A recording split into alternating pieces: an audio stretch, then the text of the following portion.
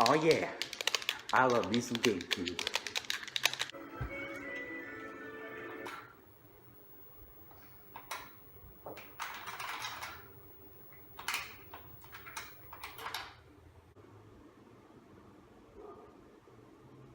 What the? I'm back! Oh, come on, you're back? I thought you were dead. Well, there was a monstrosity that happened the other day and it brought me back to life, so here I am again. And I'm here to insult you this time. Well, you see, I was a bit busy playing a game until you decided to turn off the TV. This time I'm gonna make you review. What, you want me to review another game? Alright, let's see, what's next? Oh, don't worry, it's Kirby. Kirby, I can do that any day. Alright, which one is it? No. You have it all wrong. We're not taking a look at a game. Oh no. That's right. You're gonna make me talk about the TV show, aren't you? The TV show. Kirby, right back at you. Alright, well, let's go ahead and talk about Kirby right back at you. No, you got it all wrong. That's not what it is at all. What do you mean? Look here, dummy. Oh, sorry. Let's go ahead and take a look at Kirby right back at you. Is that better? Now you got it. Alright, hey, you better review that. I'll be off. Until next time. Yeah. Oh boy, that sure looked like it really hurt.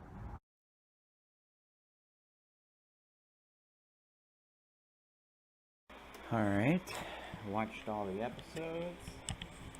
Ooh, that was a very long ride. Well, looks like it's time to get to work then. So everyone who loves Nintendo most likely knows who Kirby is. He debuted on the Game Boy and has most recently made his way to the Nintendo Switch and is now one of Nintendo's key franchises alongside Mario and Zelda. He's mostly consisted of the many games he's had on many different consoles, but that's not what we're here for. For the first time in channel history, I'm going to be talking about a TV show as opposed to an actual video game or list of video games. But I don't think we're going to go to the point where we review books. Now, that might get a little out of hand. But yeah, Kirby starred in his very own TV show titled Kirby Right Back At Ya. This show consists of a total of 100 episodes, plus one 8-minute special on a Nintendo 3DS's Nintendo Video application. But we'll talk about that later. First, let's talk about the pilot episode. One peaceful night in Dreamland, all of the land's sheep are sound asleep, until suddenly a giant octopus comes and brutally devours them. Wow, first minute of the show and we already have giant octopuses eating sheep alive? This is PG, right? Anyway, the octopus then flies to the castle, and then we finally cut to Kirby, who is drifting through space in his starship. But meanwhile, back in Dreamland, we are in King Dedede's castle, where all of the residents of the land come to complain about all of the missing sheep. This is where we are introduced to the residents and the two main characters of this show, Tiff and Tuff. Now, you either love these two or hate these two, it depends on how you view them. King Dedede, who was the best thing about this entire show, by the way, acts like there was no such thing that happened, and while the residents suspected that the octopus literally right next to him was the one who ate the sheep, he says that it's his pet octopus and that he would never hurt a fly. By the way, here we are also introduced to another character, Escargoon, who is King Dedede's main assistant. More on the characters later. All of the residents go to Kaboo, which is basically like their fortune teller in this scene.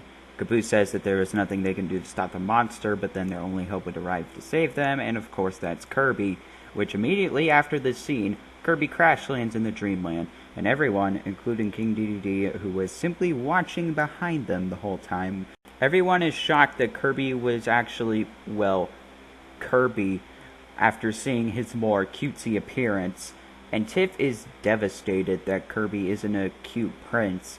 Jeez, don't judge a book by its cover, Tiff. Dang it, I'm mentioning the books again. Of course, King Dedede goes and smashes Kirby into oblivion. His excuse being that he could be the monster. Yeah, he just crash landed here. There was no way he'd get away with that. Tiff and Tuff go down to help Kirby, but Tiff slips and falls, who, of course, is saved by Kirby, following them with Lololo and Lalala. Oh yeah, remember these guys from Dreamland? They're good guys here. Anyway, Lololo and Lalala mentions that no monster would save anyone's life. It's after this when everyone gets to know each other on the field. Kirby is then invited to eat dinner with the town's mayor and other residents. Of course, Kirby inhales all of it because he sure as heck cannot keep that alternate dimension in his stomach full, now can he? After this, Kirby randomly runs out of nowhere where all of the sheep were devoured, and then Tiff and Lololo and Lalala then assumed that Kirby might actually be the monster. Oh, come on! You clearly saw in the morning that he crash landed here, which was after the night all of the sheep were devoured. That's like saying your 2 cats went missing last night, and then the next morning an airplane flies by your house, and then you suddenly go and say, hey, maybe that airplane was the reason why my cats went missing. It doesn't make any frickin' sense, because it would have been in the air.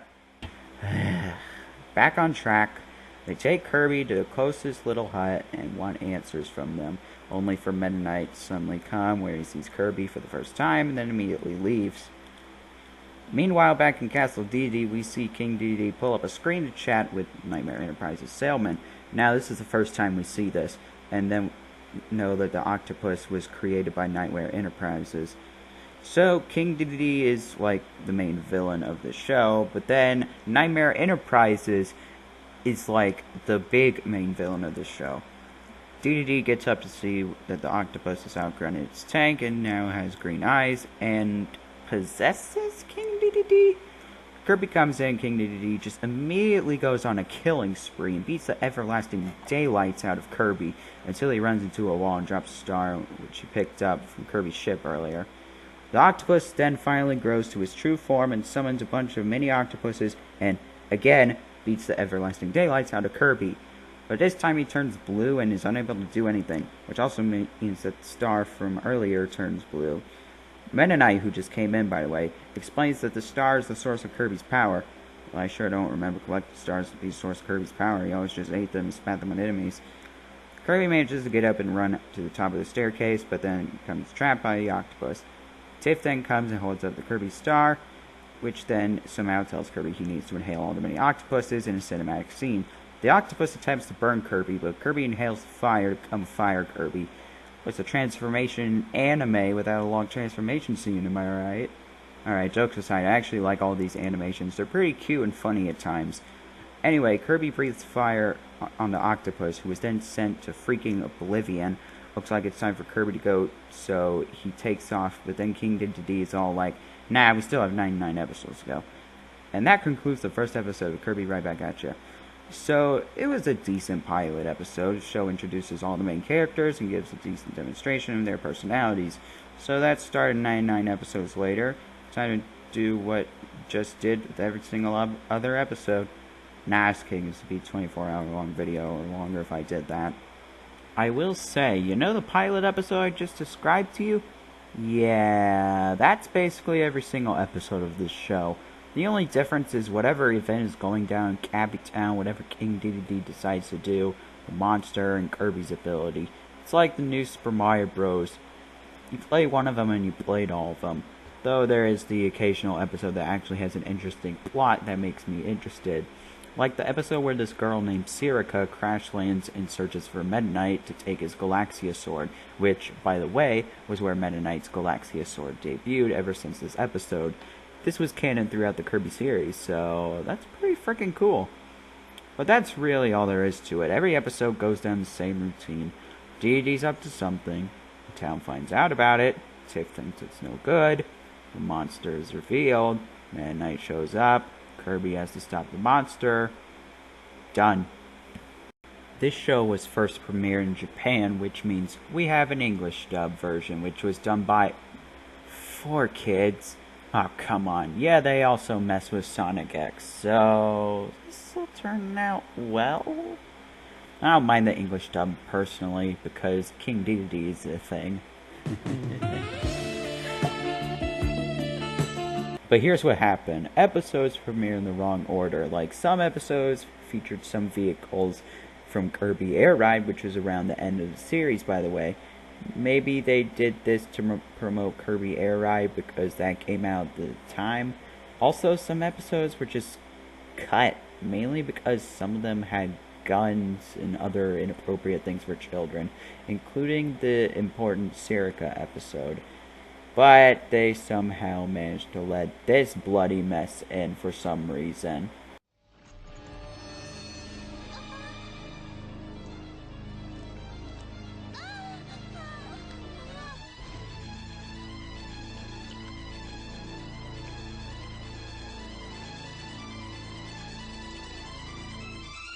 We need to get out of here. That would terrify a kid. So, the show is an animated series, so how's the animation? Here's the thing, the style is almost like a blend between 3D animation and 2D animation, less of the 3D animation. That is mainly restricted to Kirby, King Dedede, and Escargoon. Sometimes the animation on them can look fine enough, but other times it looks super awkward. And the actual animation overall looks decent enough. The other characters can sometimes look like they're running in a slideshow, though. Okay, now we can finally talk about characters. So basically, we have Kirby, our protagonist, and Tough to me is like the kid who thinks everything is awesome whenever it happens, doesn't do entirely much. And Tiff, well, other than being the one who calls the Warp Star, she is, I guess, the lesson learner of this show, I guess. She's not a bad character, I just don't know exactly how I would describe Tiff. And she's like the second most important character in this show besides Kirby. I just can't put my finger on it. According to later episodes, we find she wants to be a teacher and even has this obsession over this one teacher in this one episode who ends up being a monster created by Nightmare Enterprises. By the way, the same school concept appears for 3 episodes. What is this trying to be, a high school drama? That's Pac-Man's job. Ugh. Finally, I can talk about King Dedede. What sells me is his accent. He has a very southern accent, and he says some things that just make me crack up. His personality also feels like it matches the games. He's greedy and always wants what's best for him. This time, I do feel like he's a bit more of a villain, though, compared to the games, because his overall task is to defeat Kirby. He does so by buying monsters from Nightmare Enterprises to kill him. The funny part is that King Dedede never pays the salesman back. He always manages to find a way to get away with it, not paying, and I kind of love it. He also can be brutal to Escargoon.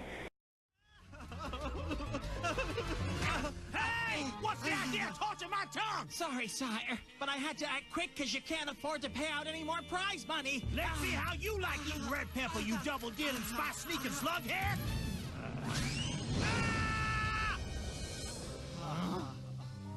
Sorry, Highness. Now I got me a craving for crab! Fears and wash away your worries.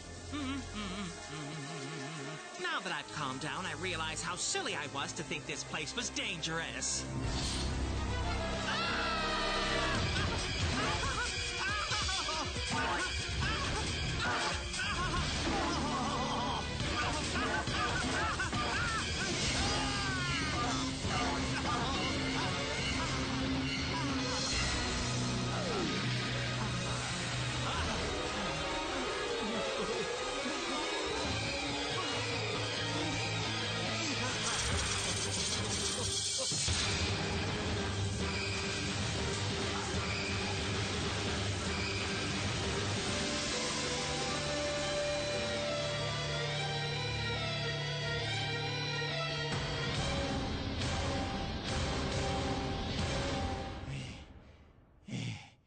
Hey Escargoon, if you ever need a therapist, Dr. Warpstar's got your back. Meta Knight is also here, and he has a Spanish accent, which also leads to some hilarious moments with him that make me crack up.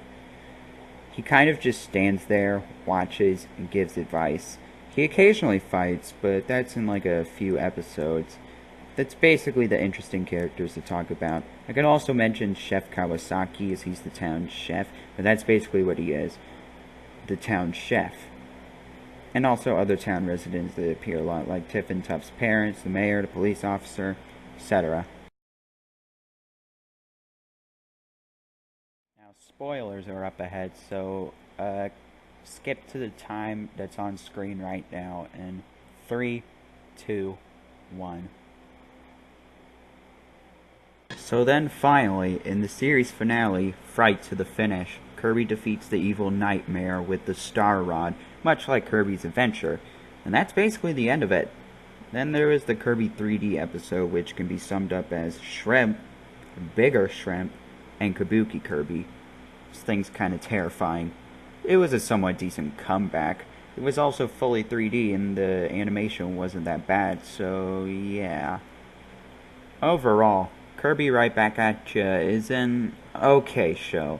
There's some moments of genuinely good episodes, but sometimes it can range from good to not so good. There was a total of one time I almost cried when this stupid bird told Kirby no one liked him and then goes to Kaboo to cry. Tell me that does not melt your heart. Tell me! If you like Kirby, you'll probably like this show, but Goombella here pretty much sums it up.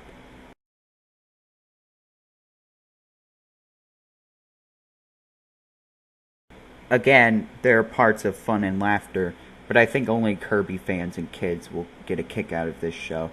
So overall, it's not a complete time waster. I can enjoy it enough. Plus, there's some pretty cute animations that I guess makes it kind of worth it. Kirby Right Back at Ya gets my seal of approval. I hope you enjoyed this video. If you did, make sure to leave a like and also subscribe for more episodes of Golden Warp Star. And, you know, after watching 100 episodes, I really need to take a nap. Oh, I'm so tired.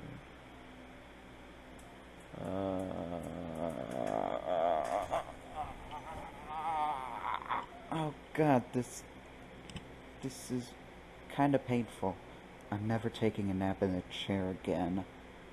Ugh. Oh yeah, Devil Warp Star, I finished your review. Just come already. You know what? I think he's gonna come by in the next episode. Alright, just bye. Just bye.